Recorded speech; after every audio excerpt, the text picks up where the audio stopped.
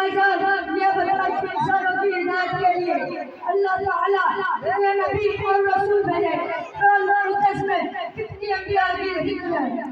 خالد بھائی جان دنیا میں کم و بیش 1,24,000 انبیاء کرام تشریف لائے، جن میں ایسے لوگوں کی تعداد تقریباً 315 ہے۔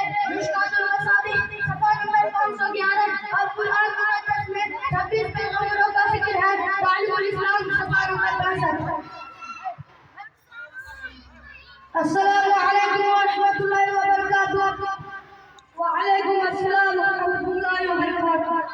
ارے خالد بھائی جان بڑے سوال کرنے میرے 3 سوال بتائے تو جانوں آپ کو۔ جی سرکار بھائی جان پوچھے کیا پوچھنا آپ؟ خالد بھائی جان تو پھر یہ بتائیں کہ ملک ہندوستان میں مسلمانوں کی دور حکومت کتنے سالوں تک رہی؟ ہمارا پیارا ہندوستان مسلمان کی دور حکومت تقریباً 900 سال تک رہی۔ اور انگریزوں سے سب سے پہلے کس نے لڑائی شروع کی؟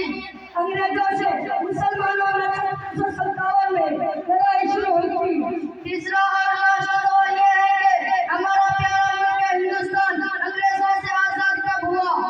190 سال تب آپس میں 15 اگست 1947 میں بنگلہ دیش آزاد ہوا۔ مدثر بھائی جان کیا آپ میرے سوال کے لیے تیار ہیں؟ سرفراز بھائی الحمدللہ۔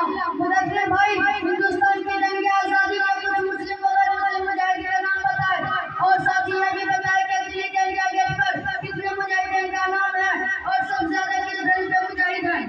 سرفراز بھائی جان مسلم مجاہدین کے نام یہ ہیں: نواب سراج الدولہ حیدر علی، ٹیپو سلطان، مولانا شاہ ولی اللہ محدث دہلوی، مولانا شاہ عبد العزیز محدث دہلوی، مولانا رحمت اللہ کیرانوی، بیگم حضرت محل، مولانا فضل حق خیر آبادی، حاجی رضا اللہ مہاجر مکی، مہاتما گاندھی۔